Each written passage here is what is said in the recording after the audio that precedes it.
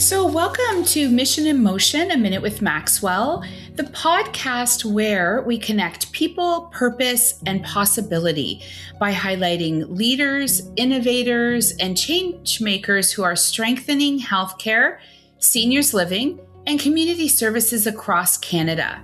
I'm your host, Heather Maxwell, President and CEO of Maxwell Management Group. I'm delighted to welcome Nicole Belanger, a specialist in DISC and leadership development who works with organizations to strengthen communication, improve team dynamics, reduce conflict, and create high-performing cultures. Senior living is a people business. DISC allows us as individuals, even as leaders, to really have a better communication framework to communicate better with families, with stakeholders, even with residents and with team members. Today, we'll explore how DISC can help senior living and long-term care leaders create stronger teams, improve performance, and foster greater understanding among staff, residents, families, and stakeholders. I think anyone in senior living can picture themselves sitting in their office and having 5 family members sitting around the table. And we've all experienced the joy of family dynamics, haven't we? Yeah. And so DISC helps us tremendously in understanding what is valuable to each family member. I'm Heather Maxwell, and I would love for you to join A Minute with Maxwell, Mission in Motion. Nicole, welcome to Mission in Motion, A Minute with Maxwell. Thank you so much for having me, Heather. It's a pleasure to be here. Oh, I'm so excited. You and I have been talking about this for quite some time, probably about a year now, saying that we have to get together and do this podcast, and time is just going so quickly. So I'm so glad that you're able to join me today, Nicole. Yeah, absolutely. It's great to do this today. Oh, thank you. Well, I'm excited to have this discussion, Nicole. So I'm going to dive right in. So, Nicole, maybe you can start by letting our listeners know, and especially the listeners who may not be familiar with DISC, how would you explain it in simple terms? Yeah, I think sort of the easiest way to describe DISC is a very easy framework to understand how we communicate as people and how we behave as individuals. And it's a really great framework to understand each other, but more importantly, starting with understanding ourselves. And so when we talk about DISC, it's D, I, S, and C. And I'm going to break down what each of those means in a second.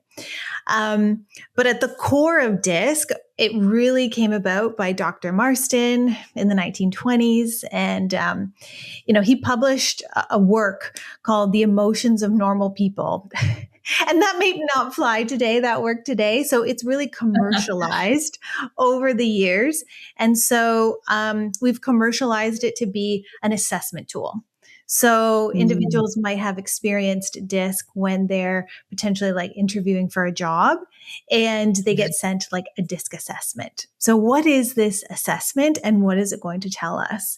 What could it tell an employer even? So there's 4 broad identities. So number 1 is D, and that stands for dominance. And so D-style personalities, they're more direct. They're very decisive. They are very results-oriented individuals, and they're comfortable taking charge. Then we have the I style, which is influence. And by the way, for your listeners, I'm an ID. So that's my style on the DISC. So you can get to know me a little bit. So I stands for influence. And I's are very outgoing. And they're usually very enthusiastic, and they're optimistic, and they're like me where they talk a lot with their hands. And so we're usually the ones that are energized by people and relationships.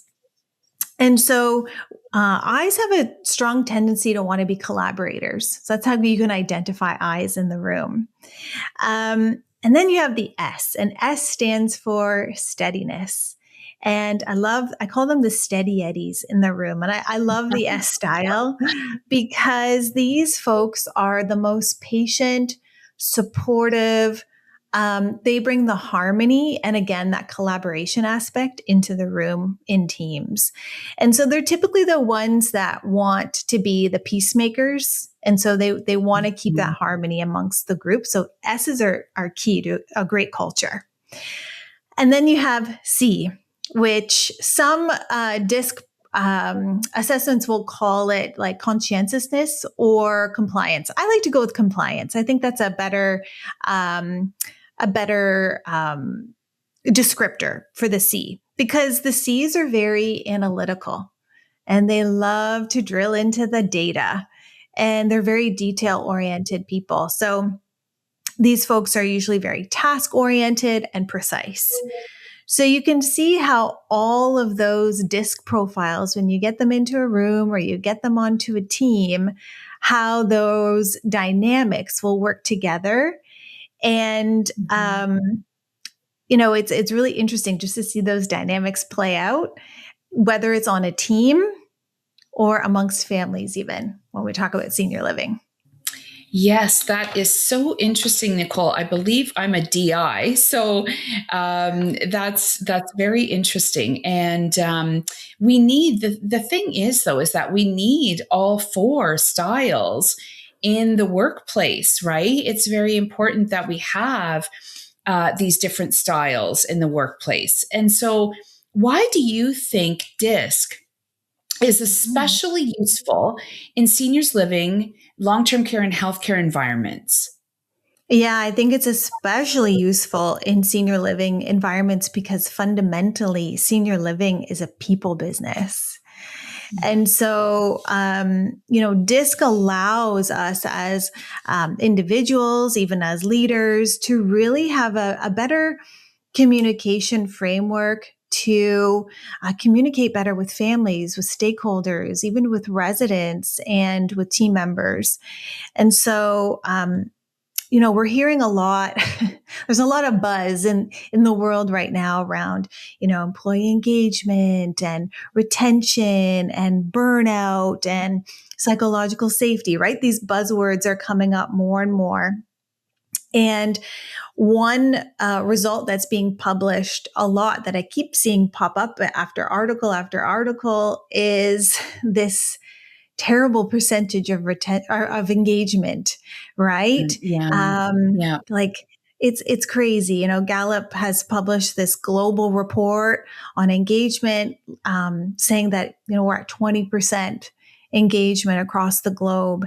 And so we're just not really engaged at work. And that impacts how we support residents and how we support families in a senior living dynamic. So this is very concerning. And I think, when we look at DISC, it's a great tool. Researchers are continuing to explore what creates workplaces where people feel valued and supported. And I think that oftentimes we're coming away from the fundamentals of what makes coming to work feel engaging. And that starts with like an understanding of people. So that's why I love DISC so much, is it can really help give some language to something that's quite difficult. Understanding people is a difficult task. Humans have lots of nuances. And so DISC is a great tool to be able to support leaders with that task. Yes, I love what you said. That is so important because you're right. Gallup, with their report, said we're at about a 20% engagement rate across the globe in the workforce, which is quite alarming. And I think that the other stat that came out with that is that managers affect 70% of the engagement. And so if managers don't understand different styles and how to work with different styles and how to have coaching conversations that go along with those different styles, your team probably will struggle. And that's why I think this is so critical for people and leaders, especially, to understand. This podcast is brought to you by Maxwell Management Group. For nearly 2 decades, we've worked side by side with individuals, teams, and organizations to uncover what makes them exceptional and to help them grow from the inside out. It's not just about reaching goals, it's about creating success that feels deeply authentic and genuinely meaningful. Organizations like people have stories, and when those stories are rooted in purpose, they become powerful forces for attraction, culture, and identity. We are committed to partnering with brands that want to lead with intention, cultivate vibrant workplace cultures, and become the kind of employer that top talent seeks out, not because of perks, but because of purpose. I've had the privilege of leading Maxwell Management Group's growth into a highly specialized national executive search and education firm, one that thrives on values, vision, and the belief that when people lead with purpose, extraordinary things happen. To find out more about our executive search, recruitment, and education services, please visit us at maxwellmanagementgroup.com.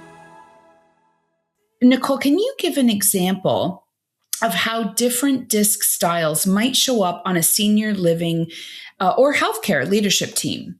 Yeah, absolutely. Before I dive into that, I want to preface by saying I'm going to give a lot of in generals. So I'm going to speak from a very high level context. In general, these are the tendencies, but of course there's nuances. People are very nuanced. So I don't want to ever use DISC to put people in a box and close the lid. So I'll give some examples, and I think some of it's going to resonate. So let's start with the executive director. And so executive directors, they have a tendency to be more on the D side, so that dominant style. And the reason for that is executive directors are very results oriented. They're very task oriented. And so those individuals are very focused on making decisions and moving initiatives forward. Right? Yeah. So, so the executive director tends to have a lot of D dominance personality style. Yep. Then you have a lovely human being called the director of care in most cases. And in general, DOCs tend to have more of the C style, that compliance style, which, hey, benefit to any senior living home if you have a C style compliance director of care, because they want to ensure that the processes and the compliance aspects and those quality standards are being met. So that's typically what we see. And then you'll have potentially a recreation manager. And again, this is a generalization that might have a stronger I tendency because, recreation folks, that's my background as well. We focus on the relationships in the residence. Right? So we focus on engagement, and you want to have someone that has a lot of enthusiasm and is creating a very positive experience for the residents and the families. Yes. Mm-hmm. And so none of these approaches are what's considered right or wrong. And you can have a very high I style in a director of care seat. So it's not to say that these tendencies are right for these roles, but a strong leadership team, as you mentioned before, really benefits from having all of these perspectives. But as you can imagine, there are some challenges that can emerge especially when we expect everyone to think and communicate the way we do. We're going to dive into some of that today, I think, is how do we get ourselves out of being frustrated when somebody is not the same as ourselves. As ourselves. That's so true. It's so important for us to understand that not everyone is going to communicate the same way or think the same way or think they should take a certain path to an outcome. So that brings me to my next question, Nicole. In what kinds of misunderstandings can happen when people with different DISC styles communicate under pressure?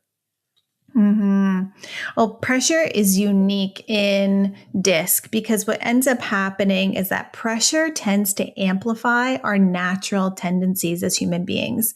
So if you are a high D style, D again stands for dominance, your directness can unintentionally come across as impatient or aggressive. Yeah. There's also another layer to this that I want to mention too with each style is each style has sort of like a dominant fear.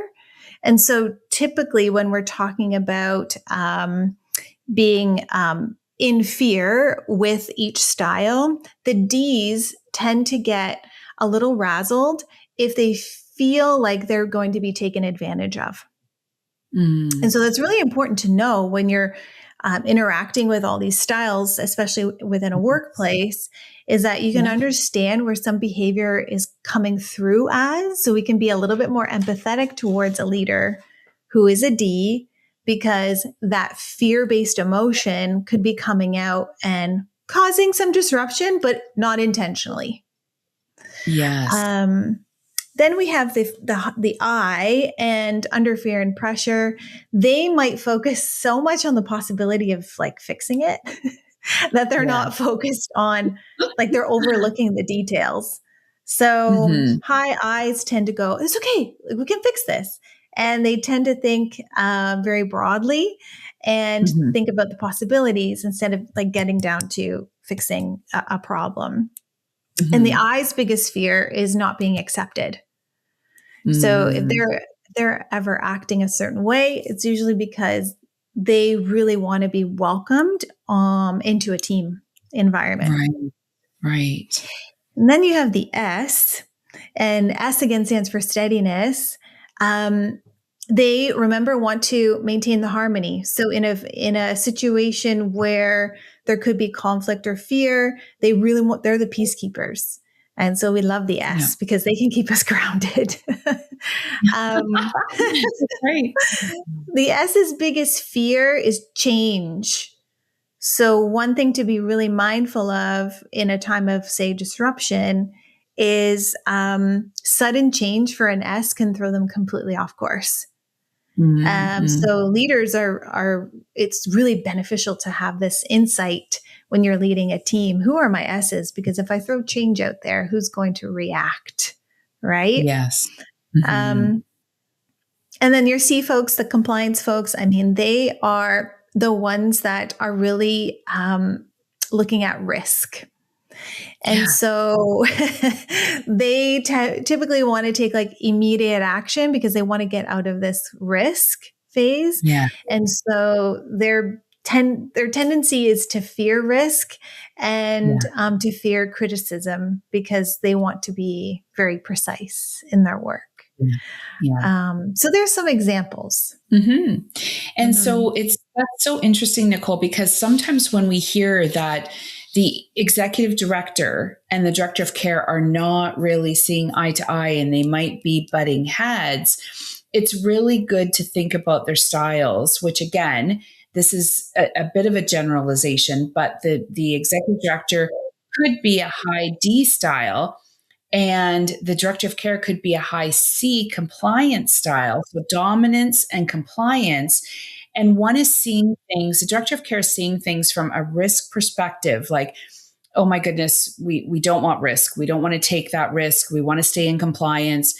And the ED, from a dominance perspective, is thinking more about, perhaps sales, perhaps occupancy, keeping the occupancy up, the customer service focus, all of those pieces, and not as much about perhaps the compliance piece, like the director of care, who is sometimes fully focused on the compliance piece. So sometimes Would you say that that's where some tension may come in?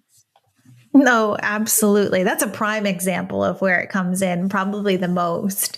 Um, you have the D and the C, which are very like task oriented styles, where the Yeah. I and the S are very people focused. And Yes. Yes. so that's where some of the conflict can arise is those styles, the D and C are fairly similar, but their Yes. appetite for risk is a little bit different, where the D Different. is like, Yeah. let's get it done. And the C is like, Yes. let's hold back. Right. So that's Right. where that tension can come from. What Yeah. works really well for teams is once they understand their disc profiles and they understand where some of these barriers are, they can start Yeah. to say, like a D style leader could say to her C style director of compliance or director of care could say, I too value compliance. Like, I really, really care about this. Trust me. Here's where Yeah. I'm coming at it from. Like, here's my lens on the Yeah. situation. So how can we both work together to find kind of the path forward? Yes. And I think how you put that was just lovely because you're not, as the ED, you're not dictating to the DOC, we just need to get this done and we just need to do it this way, right? Mm-hmm. You are saying this is my lens. This is the lens that I'm seeing this from. Let me know how you're seeing this and let's have a discussion about it. And I think when you approach it that way, that is so much more palatable for example, for a director of care to accept that that feedback, right? Because you're including him or her in that conversation. You're asking them for their lens on it. You're telling them what your lens on it is, and you can have that conversation and not perhaps just dictate sort of what you want done, right? So the way you put that is Mm-hmm. very lovely. And I think that would make a huge difference. Sometimes we don't even recognize, I think, within ourselves that how we say something makes all the difference sometimes in how the recipient is receiving that information. Yeah, So absolutely. I love how you framed that, Nicole. Mm-hmm. And so how can DISC help reduce conflict? And this is sort of what we're touching on now, and improve harmony among our teams. Yeah, this is an excellent point because I think where sometimes people dismiss the value of DISC is they say, okay, well, sure, it's going to teach me how to communicate. It's going to teach me about the behaviors of my team. And so they kind of leave it very surface level. Yeah. Where DISC can really help teams is with conflict and with just improving cohesiveness on a team. So, Jim Collins, many of your audience members would be familiar with his work over the years. He just spoke on Adam Grant's podcast. So it's fairly recent. And I was listening to him reflect on this exact issue within teams. And basically what he brought to the surface was he spent for so many years using emotional energy. He used to spend so much energy being so frustrated with what people were not. And when he reframed it and he reframed his mindset and he did this mindset shift and he started to say, you know what, I'm just going to be grateful for what people are. Be grateful for their strengths instead of constantly being in angst about what people are not. Yes. And I think that's one of the biggest benefits of DISC is it creates this understanding. So when people understand that there are going to be communication differences and it is normal, they become less likely to just start assuming that people have like this negative intent. And so you sort of move past this, like, instead of asking like, why are they being so difficult? You can start asking like, okay, what might they need from me in this conversation to make this go a better direction? So that shift alone can dramatically improve teamwork. That is huge. I think that what you Mhm. just said is so impactful.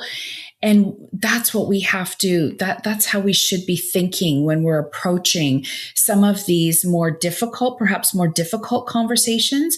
And for those who are listening who may not know, Jim Collins is an author. He's actually an author, speaker, and researcher, but he's best known, I believe, for his Good to Great Mhm. book, which became one of the most influential leadership and management books of the last few decades.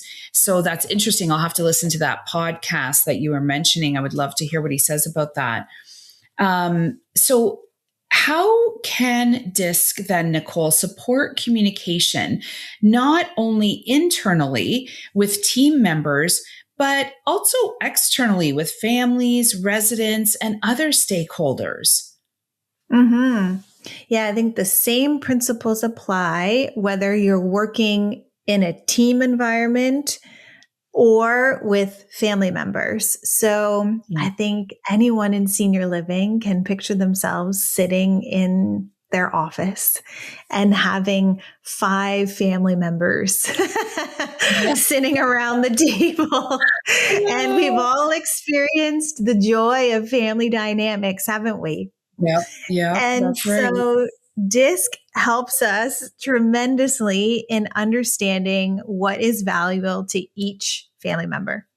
Each family Yes. member walks into that room with a different need.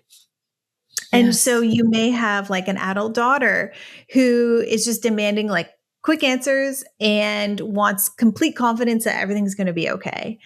And then Yeah. you have an adult son who's very detail oriented, wants very explicit explanations and Yeah. information. And then you might have, another family member who's very relationship focused and just really needs assurance that, mom's taken care of and Yeah. she's, attending exercise class to Yep. beef up her strength. So everyone comes at this from a different perspective. That everyone has different needs and wants, and they're going to come with different views on what's important to them. And Yeah. so I have an example, a real life example. This happened in a community I was working in. And one of my team members came in and they said, Nicole, I just can't get through to the adult son. He comes in and he's quite aggressive and he's quite abrupt, and Mm. I'm just at a loss. And Yeah. so what I did was I brought up the disc wheel and what Yeah. all of the styles were with a short description. And I asked that person to place themselves on the wheel. And that person said, oh, I'm definitely an I. And then I Yeah. said, okay, let's place the family member. Where would you place them? And she said, oh, high D. This is a high D. D individual. I said, Yes. okay, well, how do I's and D's communicate the best? I said, Yeah. the fastest way to harmony is you adjust your communication style to Yeah. match their need. And so I often have to do this in my work as well. Like I'm high energy. I like to speak with my hands. But if you'll Yeah. notice in just a moment, I can tone it down. I can get Yeah. serious. I can Yes. match the tone of a D, and I Yeah. can match their communication style. And that Yes. helps people and organizations become super self aware and others aware. And Yeah. it can really help move some of these challenges forward without just constantly Yes. coming up against the same struggles over and over. And it just so Yeah. happened that exercise helped. And she was over the moon. She couldn't believe it. She was like, that Wow. worked. And I understand where this person is coming Is from. coming from. Oh my Mhm. goodness. That is amazing when that light bulb goes off. And especially if you feel like you've been banging your head against the wall, trying to communicate with someone over and over and over, and it's just not working and you're not able to get through to that person. And so that is, to your point, this is why this disc is so helpful, not just within our teams, but with all stakeholders, like you were saying, with perhaps family members that you just have not been perhaps communicating well with at the end of the Mhm. day, right? and Right. knowing how to match that person's energy and knowing what's important to that person. Is it, that big picture thinker, that D style that's very dominant, that wants to get an outcome out of it? Or is it that compliance style that wants to know all the details about that you are meeting compliance?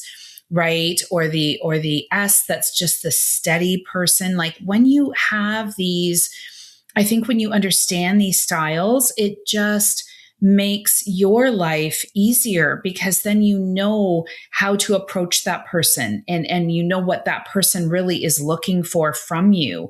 And so that is a huge, I think, aha moment for a lot of people, don't you find? Oh, huge. I started using DISC almost 20 years ago. I mean, they taught it Wow. to us. I remember I was doing my undergrad and I had a professor that taught us DISC. And Wow. yeah, it helped Great. me navigate. I mean, at that time in your life, your relationships are not as advanced. You're not like working yet. So for me, it helped in terms of like navigating like roommate issues. And so Oh, I started to yes. see things a little differently and started to realize, Yes. oh, like we're fundamentally different, but here's how we can come together and kind of move past getting stuck on this person's not like me. Mm-hmm. Yes, yes. Oh my goodness, that is just huge. So, thank you for this impactful conversation, Nicole. Through DISC, we have learned how different communication styles influence how people lead, collaborate, make decisions, and respond under pressure. We've explored how greater self awareness and awareness of others can reduce conflict, strengthen relationships, and improve team performance. However, in episode 2, we are also going to discuss the wheel of power and privilege and the importance of positionality, recognizing that each of us brings unique experiences, perspectives, and assumptions that shape how we see the world and interact with others. For leaders in senior living, long-term care, healthcare, that awareness can help create more inclusive workplaces, stronger teams, and better outcomes for residents, families, and staff alike. So please join us for our second episode with Nicole, and we will see you again next week. Thank you, Nicole, for joining us. And I look forward to getting more into the wheel of power and privilege in our upcoming conversation. Absolutely. Thank you so much, Heather. So thank you for joining us today. Please feel free to visit our website at maxwellmanagementgroup.com.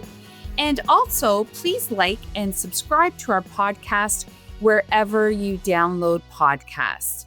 Thank you for joining and see you next time.